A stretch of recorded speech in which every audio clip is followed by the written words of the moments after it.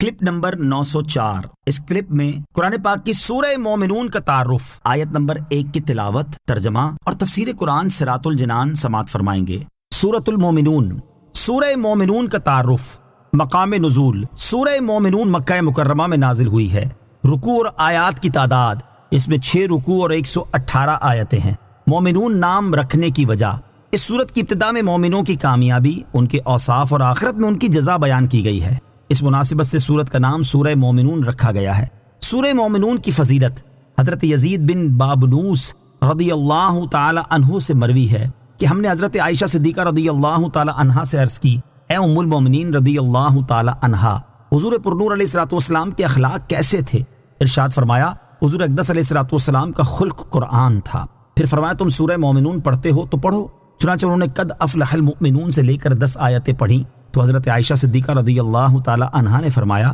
رسول اللہ صلی اللہ تعالی علیہ وسلم کے اخلاق ایسے ہی تھے۔ سورہ مومنون کے مضامین، اس سورت کا مرکزی مضمون یہ ہے کہ اس میں خالق کے وجود، اس کی وحدانیت، نبوت اور رسالت کے ثبوت اور موت کے بعد زندہ کیے جانے پر مختلف دلائل کے ساتھ کلام کیا گیا ہے، اور اس سورت میں یہ مضامین بیان کیے گئے ہیں۔ نمبر 1، اس سورت کی ابتدا میں 7 اوصاف کے حامل مومنوں کو آخرت میں کامیاب ہونے کی بشارت سنائی گئی، اور آخرت میں انہیں ملنے والی عظیم جزا فردوس کی میراث بیان کی گئی۔ نمبر 2، اللہ تعالیٰ کے وجود، اس کی وحدانیت اور قدرت پر انسان کی مختلف مراحل میں تخلیق، آسمانوں کو کسی سابقہ مثال کے بغیر پیدا کرنے، باغات اور نباتات کی نشو و نما کے لیے آسمان کی طرف سے پانی نازل کرنے، انسان کے لیے مختلف منافع والے جانور پیدا کرنے، اور سامان کی نقل و حمل اور سواری کے لیے کشتیوں کو انسان کے تابع کرنے کے ساتھ استدلال کیا گیا ہے۔ نمبر 3، مشرکین کی طرف سے پہنچنے والی اذیتوں پر اپنے حبیب علیہ الصلوۃ والسلام کو تسلی دینے کے لیے اللہ تعالیٰ نے حضرت نوح، حضرت ہود، حضرت موسیٰ، حضرت ہارون، حضرت عیسیٰ علیہ الصلوۃ والسلام اور ان کی والدہ حضرت مریم رضی اللہ تعالی عنہا کے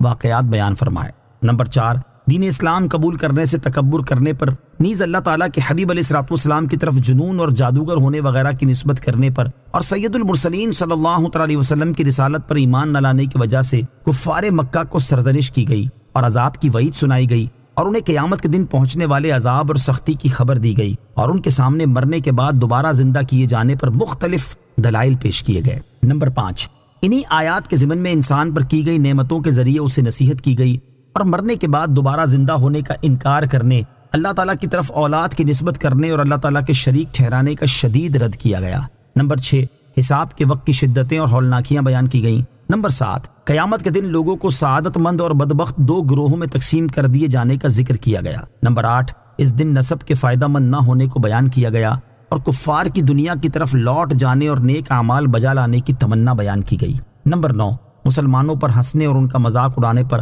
کفار کو سرزنش کی گئی اور ان سے دنیا میں ٹھہرنے کی مدت کے بارے میں سوال کیا گیا۔ نمبر 10، بتوں کی پوجا کرنے والوں کو خسارے اور نیک اعمال کرنے والے اہل ایمان کی نجات اور ان پر اللہ تعالیٰ کی رحمت و مغفرت کا ذکر کیا گیا۔ سورہ حج کے ساتھ مناسبت، سورہ مومنون کی اپنے سے ماقبل سورت حج کے ساتھ مناسبت یہ ہے کہ سورہ حج کے آخر میں مسلمانوں کو اخروی کامیابی حاصل ہونے کی امید پر اچھے اعمال کرنے کا حکم دیا گیا، اور سورہ مومنون کی ابتدا میں وہ اچھے کام بتا دیے گئے جن سے مسلمان اخروی کامیابی حاصل کر سکتے ہیں۔ بسم اللہ الرحمن الرحیم۔ ترجمہ، اللہ کے نام سے شروع جو نہایت مہربان رحمت والا ہے۔ قد افلح المؤمنون۔ ترجمہ، بے شک ایمان والے کامیاب ہو گئے۔ قد افلح، بے شک کامیاب ہو گئے۔ اس آیت میں ایمان والوں کو بشارت دی گئی ہے کہ بے شک وہ اللہ تعالیٰ کے فضل سے اپنے مقصد میں کامیاب ہو گئے اور ہمیشہ کے لیے جنت میں داخل ہو کر ہر ناپسندیدہ چیز سے نجات پائیں گے۔ حقیقی کامیابی حاصل کرنے کے لیے ایمان پر خاتمہ ضروری ہے۔ یاد رہے کہ ہر ایک نے موت کا کڑوا ترین ذائقہ چکھ کر اس دنیا سے کوچ کرنا ہے، اور قیامت کے دن سب کو اپنے اعمال کا بدلہ پانا ہے، اور جسے اس دن جہنم کے دردناک عذابات سے بچا لیا گیا اور بے مثل نعمتوں کی جگہ جنت میں داخل کر دیا گیا، وہی حقیقی طور پر کامیاب ہے، جیسا کہ اللہ تعالیٰ ارشاد فرماتا ہے، کل نفس ذائقۃ الموت وانما توفون اجورکم یوم القیامہ فمن زحزح عن النار وادخل الجنة فقد فاز۔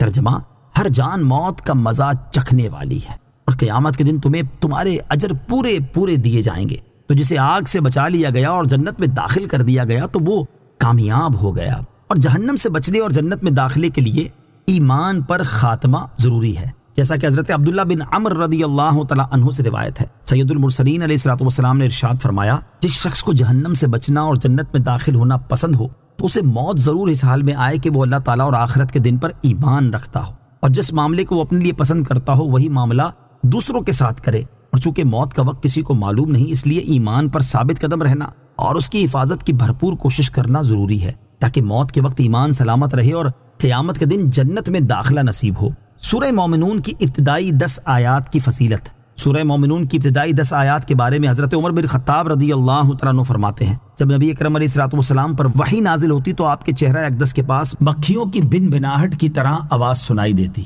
ایک دن وحی نازل ہوئی تو ہم کچھ دیر ٹھہرے رہے، جب یہ کیفیت ختم ہوئی تو آپ علیہ الصلوۃ والسلام نے قبلہ رو ہو کر ہاتھ اٹھائے اور یہ دعا مانگی، اے اللہ عز و جل ہمیں زیادہ عطا کرنا اور کمی نہ کرنا، ہمیں عزت دینا اور ذلیل نہ کرنا، ہمیں عطا فرمانا اور محروم نہ رکھنا، ہمیں چن لے اور ہم پر کسی دوسرے کو نہ چن، اے اللہ عز و جل ہمیں راضی فرما اور ہم سے راضی ہو جا۔ اس کے بعد ارشاد فرمایا، مجھ پر 10 آیات نازل ہوئی ہیں، جس نے ان مذکورہ باتوں کو اپنایا وہ جنت میں داخل ہوگا۔ پھر آپ علیہ الصلوۃ والسلام نے قد افلح المؤمنون سے لے کر 10ویں آیت کے آخر تک